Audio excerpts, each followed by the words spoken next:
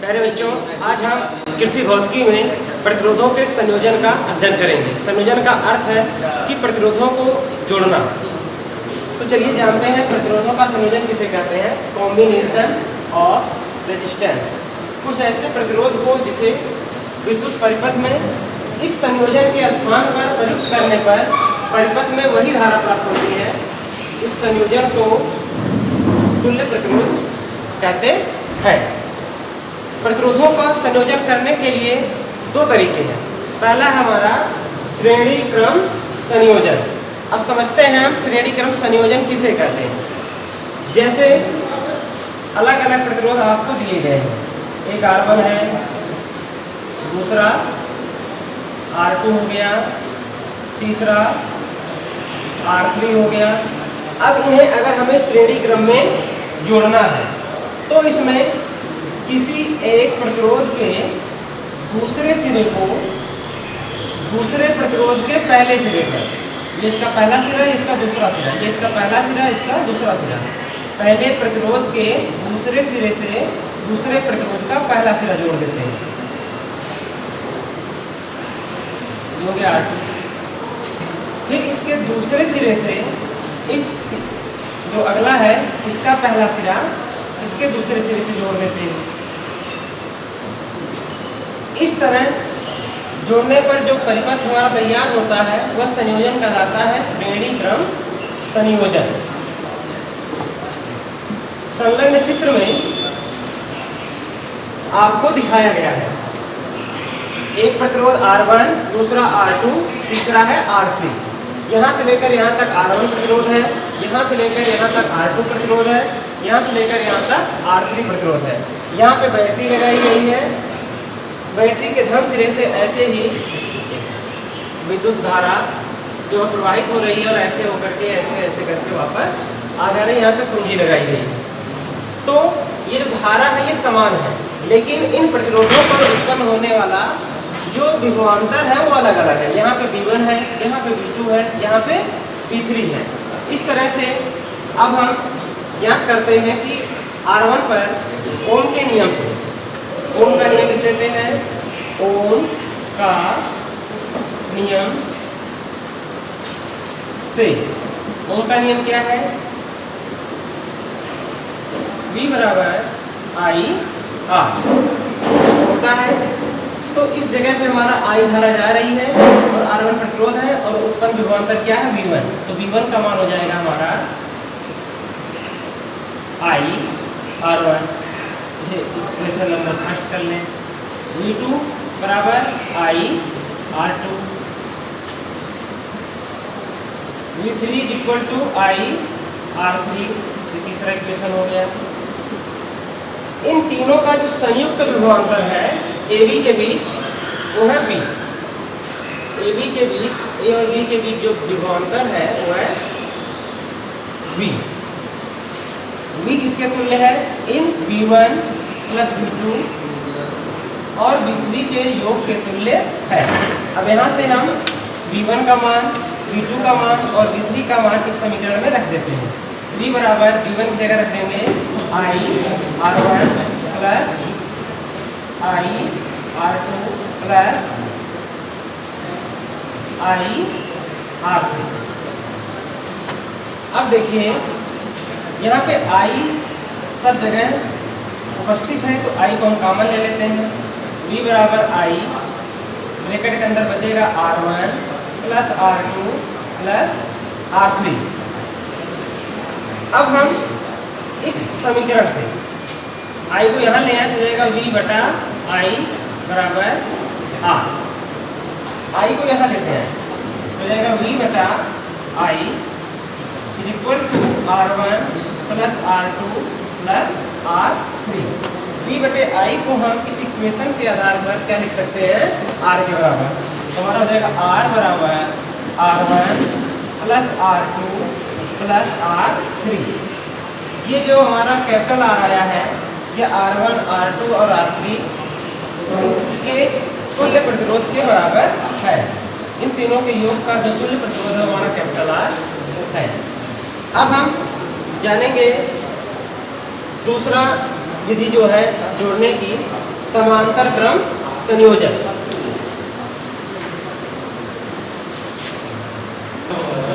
क्रम है, ये है समांतर क्रम संयोजन, पैरेलल कॉम्बिनेशन। तो देखते हैं संलग्न चित्र में बना हुआ है, ये दो बिंदु हैं ए और बी। समांतर क्रम संयोजन कहते किसको है कि जहाँ पे प्रतिरोधों के एक सिरे किसी एक बिंदु से तथा दूसरा सिरा किसी दूसरे बिंदु से जुड़ा रहता है, तो इस तरह के संयोजन को हम समांतर क्रम संयोजन कहते हैं। जैसे हमारे तीन प्रतिरोध दिए गए हैं, 1, 2 और 3। इन तीनों का दूसरा सिरा ये होगा और पहला सिरा ये होगा। इन सभी पहले सिरे को एक बिंदु से जोड़ दें और दूसरे सिरे को किसी एक दूसरे बिंदु से जोड़ दें। तो इस तरह का जो संयोजन हमें प्राप्त होगा वो कहलाएगा समांतर क्रम संयोजन। इसे पार्श्व क्रम भी कहते हैं। तो चलिए इस चित्र को समझ लेते हैं। यहाँ पे बैटरी लगी है, यहाँ पे कुंजी है, कुंजी से हम इसे बंद भी कर सकते हैं। जब हम बैटरी लगाते हैं और परिपथ में धारा प्रवाहित होना शुरू हो जाती है, धन सिरे से धारा प्रवाहित होना शुरू होती है, यहाँ से धारा आती है बिंदु ए पर। ए पर यही विद्युत धारा तीन भागों में बढ़ जाती है। एक चली गई इधर I1, एक सीधे निकल गई I2 और एक इधर से निकल जाएगी I3। तीन प्रतिरोध हैं R1, R2 और R3। यहाँ से होती हुई सभी धाराएं यहाँ बिंदु पे आएंगी B, और B से होती हुई ये भी पुनः I के रूप में होती हुई आ जाएंगी। अब हम जान रहे हैं कि धारा अलग अलग है, यानी लेकिन इनकी जो तुल्य धारा है वह I ही है। अब ओम के नियम से, ओम के नियम से, ओम का नियम क्या होता है? I बराबर V बटे R। इसे हम इक्वेशन बना रहे हैं। फर्स्ट एक इक्वेशन रहने दें, हमें इसी का उपयोग करना है। चलिए I किसके बराबर हो जाएगी? पहले हम I1 का मान निकाल लें। I1 बराबर V, सबका विभव समान है, V बटे R1। I2 की वैल्यू कितनी हो जाएगी? V बटे R2। I3 की वैल्यू हो जाएगी V बटे R3। लेकिन इनकी जो तुल्य धारा है वो क्या है? I किसके बराबर है? I1 plus I2 plus I3 के। अब यहाँ से I1 का मान, I2 का मान और I3 का मान इस इक्वेशन में हम रख दें। I बराबर हमको प्राप्त हो जाएगा V बटे R1 प्लस V बटे R2 प्लस V बटे R3। देखिए इस इक्वेशन में हमें ये V तीनों समीकरण में मिल रहा है, तीनों पदों में। तो I बराबर V को हम बाहर ले लें तो बड़े ब्रैकेट के अंदर हमें मिल जाएगा 1 बटा R1 प्लस 1 बटा R2 प्लस 1 बटा R3। V को यहाँ हम लेते हैं तो ये हो जाएगा I बटा V। इसे हम यहाँ लिख देते हैं I बटा V इज इक्वल टू 1 बटा R1 प्लस 1 बटा R2 प्लस 1 बटा R3। अब इस ओम के नियम का उपयोग करें, इस V को यहाँ लेते हैं, हो जाएगा I बटा V बराबर 1 बटा R। यहीं से हम 1 बटे R का वैल्यू जो है I बटे V के बराबर है, तो I बटे V की जगह हम 1 बटा R यहाँ पे स्थानांतरित कर दें, हो जाएगा हमारा 1 बटा R बराबर 1 बटा R1 प्लस 1 बटा R3। R2 रहेगा पहले, फिर रहेगा 1 बटा R3। इस तरह हम देखते हैं कि समांतर क्रम में हमें जो तुल्य प्रतिरोध प्राप्त होता है 1 बटा R, 1 बटा R1 प्लस 1 बटा R2 प्लस 1 बटा R3 के रूप में प्राप्त होता है। ये हमारा पार्श्व क्रम संयोजन में तुल्य प्रतिरोध है।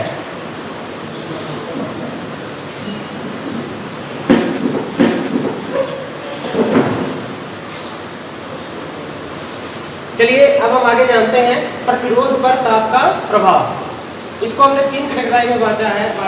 पहला है शुद्ध धातुएं, दूसरा मिश्र धातुएं और तीसरा है वैद्युत अपघट्ट।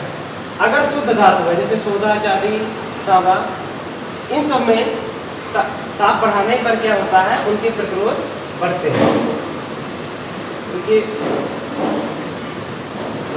मिश्र धातुएं हैं जैसे पित्तल, कांसा, जर्मन सिल्वर है, इन सब पे ताप का क्या प्रभाव पड़ता है, ये भी ताप बढ़ाने पर इनका प्रतिरोध बढ़ता है। लेकिन जो तीसरा कैटेगरी हमारी वैद्युत अपघट्ट की, इसमें शीशा है, कार्बन है, जब इनका ताप बढ़ाया जाता है तो इनका प्रतिरोध क्या है, घटता है।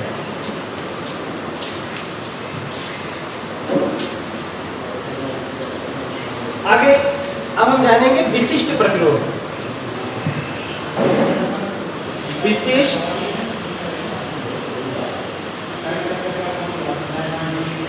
प्रतिरोध या चलिए आगे जानते हैं विशिष्ट प्रतिरोध, स्पेसिफिक रेजिस्टेंस। किसी भी तार का जो प्रतिरोध है वह उस तार के अनुप्रस्थ परिच्छेद के क्षेत्रफल पर निर्भर करता है और उसकी लंबाई पर निर्भर करता है। तो ये जो प्रतिरोध है R, किसी तार की लंबाई के अनुक्रमानुपाती होता है। क्वेश्चन नंबर फर्स्ट हम बना लेते हैं। ये जो चिन्ह बना इसे कहते हैं अनुक्रमानुपाती। R प्रोपोर्शनल होता है L को, और यही प्रतिरोध R जो है उस तार के अनुप्रस्थ परिच्छेद क्षेत्रफल के व्युत्क्रमानुपाती होता है। इसका तात्पर्य है कि 1/a। व्युत्क्रमानुपाती का मतलब है 1/a। इसे हम इक्वेशन नंबर सेकंड बना देते हैं। अब हम देख रहे हैं R के प्रोपोर्शनल L भी है, R के प्रोपोर्शनल 1/a भी है। दोनों को संयुक्त करके लिखते हैं। समीकरण 1 व 2 को संयुक्त करके लिखने पर अब क्या होगा, R प्रोपोर्शनल है L के, तो जाएगा R प्रोपोर्शनल L पूरे a/a। R बराबर हो जाएगा, यहाँ जो प्रोपोर्शनल का चिन्ह हटाएंगे स्थिरांक मिल जाएगा ऐसे रो, यह का एक हो जाएगा L/e। ये जो रो चिन्ह बनाया गया है इसे हम पढ़ते हैं रो, इसमें RHO भी का लिखते हैं। तो ये रो जो है इसे ही हम कहते हैं विशिष्ट प्रतिरोध। ये रो एक नियतांक है जिसे हम कहते हैं विशिष्ट प्रतिरोध। और अब बात करते हैं इस विशिष्ट प्रतिरोध के मात्रक, ये मापा किसमें जाता है। तो हमें सूत्र यही याद रखना है, R बराबर रो L/A। P की तरह बना है लेकिन इसे आप रो समझेंगे। इसे समाप्त कर देंगे। देखिए यहां से हमको रो का मात्रक निकालना है, तो रो को हम यहाँ अस्थाई लिखते हैं, R में A का गुणा कर देते हैं, बनेगा R गुणे A। मात्रक, मात्रक किसका है, इस विशिष्ट प्रतिरोध का मात्रक, बटे R का A में गुणा हो गया और यहाँ से क्या हो जाएगी भाग। अब देखें रो बराबर हमारा क्या आएगा, R का मतलब है प्रतिरोध और प्रतिरोध का मात्रक होता है ओम। A का मतलब है अनुप्रस्थ परिच्छेद का क्षेत्रफल, क्षेत्रफल का जो मात्रक लिखते हैं मीटर स्क्वायर। नीचे यल है, यल का मतलब है लंबाई या दूरी का मतलब हो जाएगा मीटर। मीटर से हम मीटर की घात को काट देंगे। तो रो का जो मात्रक हमको प्राप्त हो रहा है वो क्या है, ओम मीटर। विशिष्ट प्रतिरोध का जो मात्रक होता है ओम मीटर।